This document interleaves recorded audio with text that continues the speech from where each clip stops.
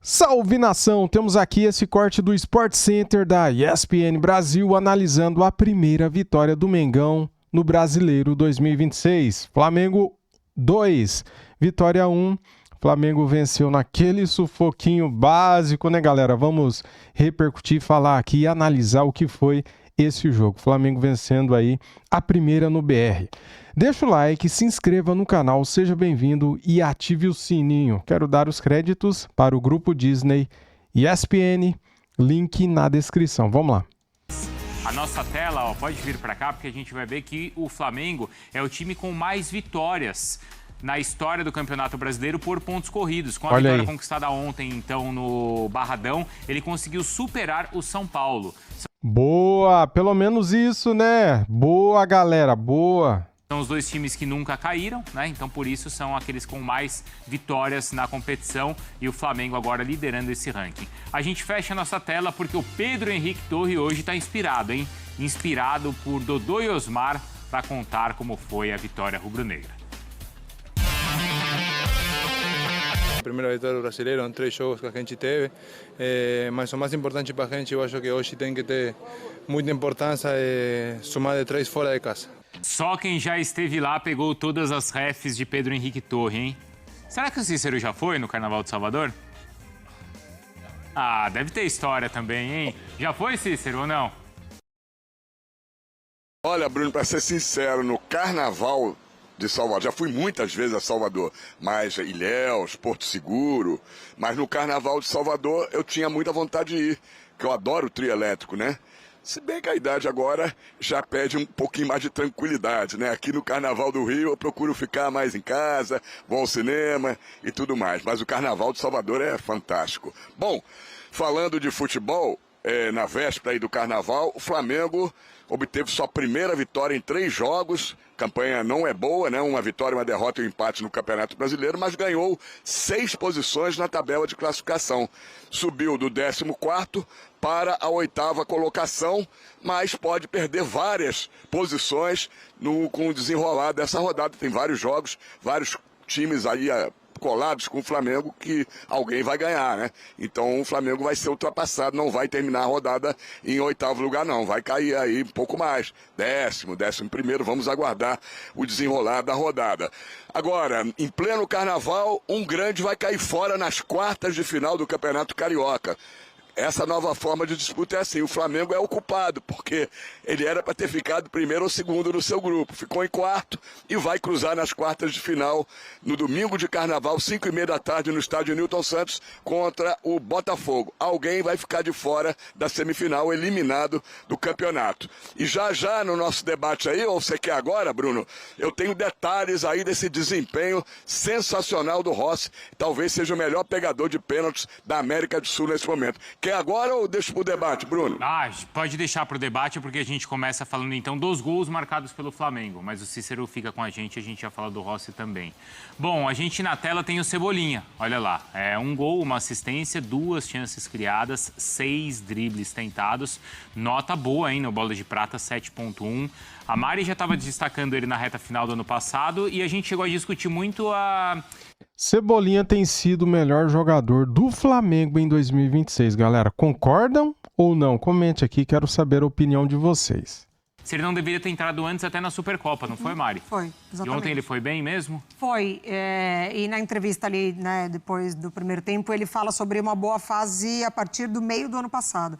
Eu acho que ele termina bem a temporada, ele ganha, né, mais destaque ainda. Ontem o Felipe Luiz falou sobre ter alguém para atacar a profundidade, na única oportunidade é como sai o gol dele, né, no lançamento do Ortiz por cima, exatamente onde o Flamengo não estava conseguindo ocupar espaço, mal conseguiu passar do meio de campo no primeiro tempo e na única oportunidade o Cebolinha foi muito inteligente. Então acho que ele, nesse momento, no recorte atual do Flamengo, é o principal destaque. Mas não foi uma das melhores atuações do Flamengo, é isso? Apesar da primeira vitória, Geilson? Não mesmo. Ainda não... Engraçado, né? Que a primeira partida do time titular, aquela contra o Vasco, a gente falou, parece que o ano não terminou pro Flamengo. Exato. Mas depois... Depois caiu um pouquinho. Depois virou. Depois virou um aí chegou o início da... Ah, mas isso aí é porque o Vasco é muito ruim também, né, galera? De quem que o Vasco ganhou? Vamos ver aí, pegar os resultados aí. de quem que o Vasco ganhou. Vamos lá, esse ano. De temporada mesmo, chegou 2026. Mas a gente estava conversando, né, durante o jogo ali no grupo, não foi uma boa apresentação.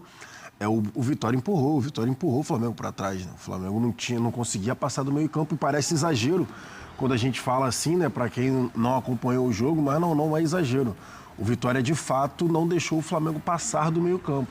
Teve esse golaço do Pulgar, da escapada ali com o Cebolinha, que tem sido essa válvula ali, né, pelo lado esquerdo, tá se apresentando bem, ora leva para a linha de fundo e tem o perigo, os adversários sabem quando o Cebolinha corta para dentro que tem o perigo da chapada, né? Então tentam ao máximo empurrar ele para a linha de fundo. Então, assim, é importante ter esse medo do adversário em relação a um ponta seu, né? Seja ponta esquerda ou ponta direita. Mas no resto do primeiro tempo, como um todo, só deu vitória. O Vitória jogou muito bem, né? No primeiro pressão. tempo. Claro que a gente vai falar do Flamengo, mas o Vitória jogou muito. Exato, pressão muito bem encaixada na saída de bola, para variar, né? Novamente, é o quarto, né? A gente pode contar Fluminense, Corinthians, Inter e agora o Vitória. 4 adversários que pressionaram o Flamengo na saída de bola e o Flamengo não conseguiu. Vocês estão concordando com aquela fala do Jair Ventura? Eu tô concordando. Ele falou, jogamos melhor e tal. Jogou mesmo. Sim. Jogou mesmo. Porque às vezes o foco fica, o Flamengo não jogou bem, mas o foco tá do outro lado, do Vitória. Que o Flamengo agora ele precisa resolver questões que na temporada passada ele não precisou, né? Por exemplo, isso. Se a gente está pontuando aqui o quarto adversário que marca muito forte o Flamengo no seu próprio campo, o Flamengo não está conseguindo encontrar soluções. Então o Vitória identificou isso muito bem, o Jair Ventura montou o time muito bem, porque quando a gente vai mostrar daqui a pouco no campinho, mas quando a gente pensa numa linha de 5 jogadores, foram 5 jogadores só, assim, pouquíssimo tempo do jogo inteiro. O Flamengo tinha essa dificuldade, né? Os times ficavam ali defendendo a sua própria área e o Flamengo não conseguia encontrar espaço. O Vitória ontem saiu absoluto pro jogo e essa linha de 5 apareceu em poucos momentos ali perto da área do Vitória. Eu achei interessante que na entrevista do Felipe, acho que foi até a resposta que a gente colocou na abertura ali do programa, quando ele foi questionado sobre o desempenho da defesa, e ele falou, o problema é que a gente não controla os jogos como a gente gostaria ou costumava controlar. O Flamengo não ficou com a bola. O Flamengo não conseguia trocar 3 passes. E é verdade. Você está exagerando de novo. Não é. O Flamengo não conseguia trocar 3 passes. Tentava passar ali no meio campo. Sempre tinha um erro. Aí tudo bem, o Felipe Luiz depois reclamou ali do gramado e tal. Mas assim, sempre tinha um erro de passe ali no meio campo. Alguns jogadores, quando tentavam armar já as jogadas desde trás, estavam errando esses passes. E aí tu vai errando uma, duas vezes na saída de bola. Na terceira, provavelmente, tu já vai dar um bico pra frente. Vai lá, Pedro, tenta pegar essa bola aí, o Cebolinha, nas costas da defesa. Tenta pegar essa bola aí pra gente, porque a gente não tá conseguindo sair jogando. E aí o Vitória, eu concordo muito com a Mari Pé, a gente vai mostrar daqui a pouco, mas o Vitória, raras vezes que baixou a linha de 5. E foi muito interessante o que o Jair Ventura fez. Ele meio que fez um sistema híbrido. Às vezes rolava a linha de 5, mas raras vezes mesmo. E na maioria das vezes era um 4-3-3 com 3 jogadores, 3 volantes, basicamente, no meio muito bem encaixados. E ali o Flamengo não conseguia sair, porque eram 3 contra 2, né? O Pulgar e o Everton Araújo e os 3 jogadores do Vitória no meio campo. Então, assim, o Flamengo teve muita dificuldade no jogo ontem e mesmo tendo saído vitorioso, né? O Jair Ventura não está errado no que ele disse, não. Tudo bem, os 3 pontos foram pro lado carioca, mas o Jair Ventura o time, né, do Jair Ventura fez um bom jogo. E não assim, surpresa que o jogo do Vitória ele passou exatamente pelo lado do Paquetá, né?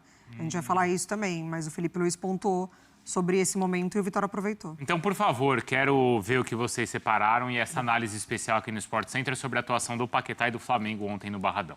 O Paquetá, para deixar claro, né, quando optamos por trazer o Paquetá, sempre pensamos para que ele pudesse jogar na meia. Quando o Paquetá veio, tínhamos 6 volantes. Agora, com a saída do Alan, temos 5. Não precisávamos de volante para esse elenco, não precisávamos dessa posição em concreto. E pensamos nele para meia. Ele está jogando na meia direita. A posição que ele jogou e joga no West Ham, jogou em todos os lugares do ataque, na esquerda, na meia esquerda e na meia direita. A única diferença é que muitas vezes ele vai precisar marcar como um extremo. Mas hoje eu tentei fazer com que o modelo fosse para que ele pudesse pressionar alto. Não conseguimos encaixar nossa pressão muito pela perda da nossa bola e ele acabou sofrendo mais do que eu esperava, né? E acabou tocando menos a bola do que eu queria. Mas é isso, uma evolução constante. Ele vai se soltar, o jogador com uma qualidade tremenda e eu tenho certeza que que ele vai voltar ao nível dele. Não, ele não joga de ponta, ele joga de meia. É claro, ele marca de ponta, que é diferente. Ele joga de meia comigo, como se fosse na mesma função que ele jogava no West Ham, que era como um interior, um meia no 4-3-3. Simplesmente que desse lado hoje tínhamos o Royal como o jogador na ala, né? E como eu repito, eu jogo com 2 volantes lado a lado normalmente e não precisávamos de volante, precisávamos de meia, e ele foi escolhido para vir aqui como meia. A gente tem na tela, então... a gente não tem. A gente teria na tela... Vou pegar a tela de novo para ver exatamente o mapa ali de movimentação do jogador do Flamengo. Bom, enquanto isso, a Mari Pereira e o Jailson mostram pra gente como é que o Flamengo se comportou em campo ontem lá no Barradão. O que é que vocês separaram? Então... É chato a gente contra, né? O que o então, fala, quem mas... sou eu, né? Assim, para falar em relação a nomenclaturas e tal, que o Felipe Luiz acabou de trazer pra gente em relação a extremo, meia por dentro, interior. Eu discordo do Felipe Luiz. E aí eu vou mostrar aqui por quê, tá? Assim, ao meu ver, no 4-2-3-1, só para desenhar aqui, né? 4 com os defensores, 2 volantes, 3, que é o extremo, né, que ele disse, o ponta, na minha visão, que é o Paquetá, como ele fazia, com o Luiz Araújo, por exemplo, com o Plata, enfim, com o Carrascal mesmo também jogou por aqui, o Cebolinha na posição pela ponta esquerda, o Arrascaeta de meia central e o Pedro. Assim, muitas vezes acontece isso daqui, né? Do Arrascaeta ser esse segundo atacante e aí fica uma linha de 4 jogadores aqui. Não à toa, uma das melhores temporadas dele na temporada passada. Temporada mais goleadora do Arrascaeta, inclusive, chegando justamente nas costas do Pedro. Só que o Paquetá por dentro, nesse 4-2-3-1, pelo menos, eu não estou conseguindo ver. Eu não estou conseguindo enxergar. E ele está tendo que fazer a recomposição por aqui, que a Mari P daqui a pouco vai mostrar justamente o que aconteceu ontem no jogo contra o Vitória. Então ele está tendo que baixar muito para fazer essa marcação com o Emerson Royal. E aí um ponto que eu digo, Paquetá e Cebolinha, como eles jogam com a perna trocada, é essencial que o lateral faça ultrapassagem. Isso daqui precisa acontecer de alguma forma. O Emerson Royal, ou o Varela, ou o Alexandre, o Ayrton Lucas, enfim, para ter o funcionamento do meia, né, como ele diz, jogando com a perna trocada, precisa que o lateral faça ultrapassagem para pelo menos arrastar a marcação, porque senão vai acontecer... Senão vai acontecer o que estava acontecendo ontem. O Paquetá pegava a bola por aqui, tinha que tocar para trás. Pegava a bola aqui, tinha que tocar para trás. Porque ele não tinha como pifar, não tinha ninguém para dar ultrapassagem. E aí, só para passar a palavra para a Maripê, eu, sinceramente, a gente até falou sobre isso quando ele foi apresentado e você me perguntou se ele poderia jogar dessa forma. Eu acreditava que sim.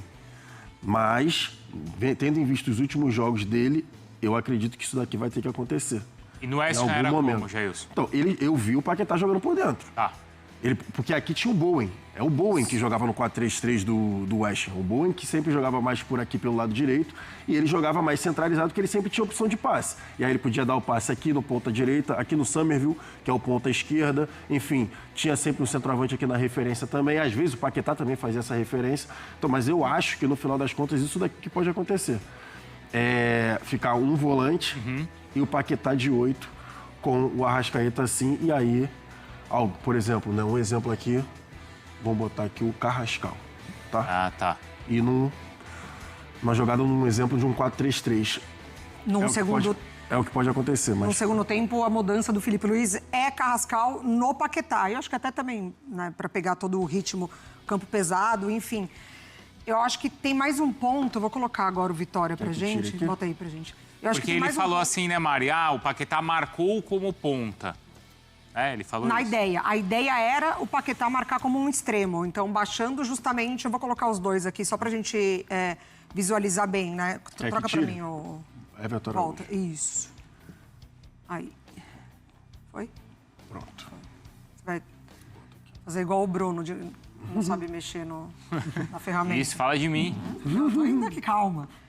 A ideia era essa. Era ele ajudar o Emerson Royal desse lado esquerdo quando o Felipe Luiz fala que na recomposição o Paquetá marcaria como um extremo. O jogo do Vitória, ele se desenhou muito desse lado esquerdo E aí, por isso que talvez tenha sido uma das melhores partidas defensivas do Emerson Royal, porque, de fato, ele jogou uma barbaridade aqui na defesa. O que o Jair Ventura fez? Ele, quando a gente falou dessa linha de 5 jogadores, a posição média dos jogadores ficou exatamente quase que na intermediária, né? O Luan Cândido quase sendo o último homem revezando aqui, o Pedro bem encaixotado aqui, ele não conseguia atacar essa linha porque o Vitória ficou com a bola, e aí sempre a dobradinha pelos lados do campo. E aí, de fato, o Everton Araújo conseguia dar um suporte aqui para o Alexandro. O Arrascaeta, a gente já sabe, né, que ele fica muito vulnerável nessa fase de marcação, então também não conseguiu sair para o jogo, porque o Baralhas protegia muito bem isso daqui, quando o Jailson fala, né, dos 3 jogadores do meio de campo, porque o Flamengo ficou completamente acuado nesse setor. Quando tentava sair por dentro. E aí os 3 passes não aconteciam, porque já estava bem posicionado. Tinha uma blitz Vitória, já, né? exatamente, para recuperar essa bola. E aí é isso, o extremo Paquetá na marcação não aconteceu, e aí o Vitória usou muito esse lado esquerdo com o Mateuzinho e o Kaiser sempre pressionando também a saída de jogo aqui.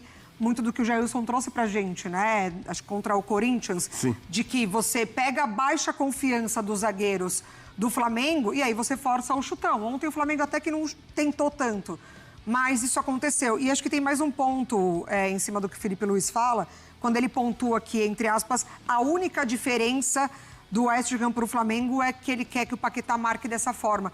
Mas o West Ham joga diferente do Flamengo. O Flamengo é o time da bola que vai propor o tempo todo, que vai controlar o jogo com a bola. No West Ham não era assim. Não. O West Ham, por vezes, tinha na figura do Paquetá o cara que já colocava o time pra frente. Então, é um outro jeito também dele jogar. A gente chegou a falar isso na participação desses volantes na seleção, lembra?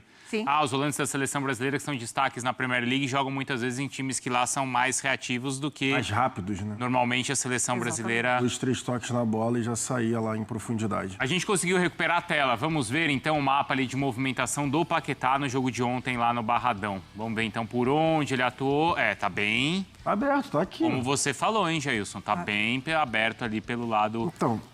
direito. Essa análise aqui no nosso Sport Center. Meus amigos, para todos nós tem sido uma surpresa o futebol apresentado pelo Flamengo nesse início de temporada, né? Flamengo que terminou em alta, fazendo um bom jogo contra o Paris Saint-Germain na final do Intercontinental, indo para os pênaltis. E todo mundo esperava o quê? Um Flamengo melhor, né, cara? Depois da temporada que fez o ano passado, sendo campeão brasileiro, campeão da Libertadores, campeão carioca, da Supercopa, ganhando aí os principais títulos do continente. E de repente o Flamengo começa... Tá, tudo bem, eu sei que foi mudado, né, o procedimento das tabelas do Brasileirão, do Carioca. O futebol começou mais cedo, né, galera? O Flamengo se apresentou dia 12 de janeiro, amanhã faz um mês que o Flamengo se apresentou, já deveria estar melhor fisicamente, né? Já deveria, porque o entrosamento, ele vem do ano passado. Então, cara, entrosamento esse time tem.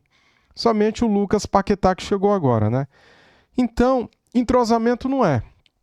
É a forma física, cara. O que aconteceu do ano passado, do mês de dezembro para o mês de janeiro? Um mês de diferença, galera. O que aconteceu? Né? Amanhã faz um mês que o Flamengo voltou e está devendo futebol, está devendo intensidade, está devendo a parte física, né, que está muito debilitada, está muito abaixo dos concorrentes, está muito abaixo dos adversários. Todos os times que o Flamengo enfrentou, menos o Vasco, tá? Todos os times que o Flamengo enfrentou até aqui estavam melhor do que o Flamengo fisicamente. Eu sei que o planejamento teve que ser alterado, né? O Flamengo fez as 3 primeiras rodadas do Carioca com o Sub-20. Não foi bem, fez 1 ponto só em 3 jogos. O BAP teve que pedir para mudar, né? Para o time principal entrar em campo contra o Vasco. Naquela ocasião, o Flamengo venceu por 1-0 jogando bem. Naquele jogo, sim, o Flamengo teve muita intensidade e parecia que daria muito trabalho para os outros adversários na sequência, coisa que não aconteceu. Depois, perdemos para o Fluminense, perdemos para o São Paulo, perdemos para o Corinthians, empatamos com o Internacional e agora vencemos. O Flamengo tinha vencido o Sampaio Corrêa por 7-1, né? Não é parâmetro, né? E agora vencemos com sofrimento o fraquíssimo Vitória, que vai brigar para não ser rebaixado, que tinha tomado de 5 do Palmeiras, né? Então, assim, o planejamento foi alterado, foi mudado e foi tudo às pressas e isso atrapalhou o cara. Atrapalhou. Mas fazer o quê? Se o Flamengo não fizesse isso, poderia agora estar disputando o quadrangular da morte do Carioca. E isso seria vergonhoso, um vexame total, né? Então tem várias vertentes, tem várias pontas soltas e você pode analisar, cara, o que poderia ter sido feito diferente. Ah, deveria ter voltado antes das férias, dado 2 semanas só? Poderia. Ah, no meio do ano vai parar 50 dias. Os jogadores que não forem para a Copa do Mundo vão ficar parados 50 dias. Cara, a Copa do Mundo neste ano será diferente, né? São 48 seleções. E pode ser isso, cara. De repente, poderia ter voltado antes para, neste momento, o Flamengo estar melhor fisicamente, né? Agora é torcer para o Flamengo voltar a jogar bem. Domingo tem uma decisão contra o Botafogo, quarta de final do Campeonato Carioca. E é um jogo importante, né? Perde para ver. Nossa, a torcida vai ficar irada. Vai pirar. Então é um jogo para ganhar, tem que ganhar. O Flamengo agora tem 4 dias. Quarta, quinta, sexta, sábado. O jogo é só domingo, né? Tem 5 dias praticamente, né? E o Botafogo vai jogar quinta-feira, amanhã, contra o Fluminense pelo Campeonato Brasileiro. E o Botafogo terá 2 dias. O Flamengo terá 4 dias. Então, o Flamengo tem que chegar inteiro para esse jogo. Tem que ganhar. E depois terá mais 4 dias para disputar a final, o jogo de ida, né, da Recopa Sul-Americana lá na Argentina contra o Lanús. E o Flamengo tem que chegar bem para esse jogo, cara, porque não quero nem imaginar se o Flamengo perder essa Recopa para o Lanús. Não quero nem imaginar. Seria trágico. Seria um começo de ano muito ruim. Já está sendo ruim. Perdemos a Supercopa para o Corinthians. Seria péssimo perder a Recopa para o Lanús. Tem que ganhar. E o Flamengo tem que estar na final do Campeonato Carioca. Tem que estar, galera. É isso. Flamengo é isso, é pressão, é cobrança, né? Só que, lógico, a gente fica feliz pelos 3 pontos. Lá na frente, ninguém vai lembrar que o Flamengo jogou mal contra o Vitória e conquistou 3 pontos. O que vai valer no final do campeonato são os 3 pontos. Então, se tiver que vencer jogando mal, que seja, mas não pode perder. Tamo junto, saudações e até mais. Fui!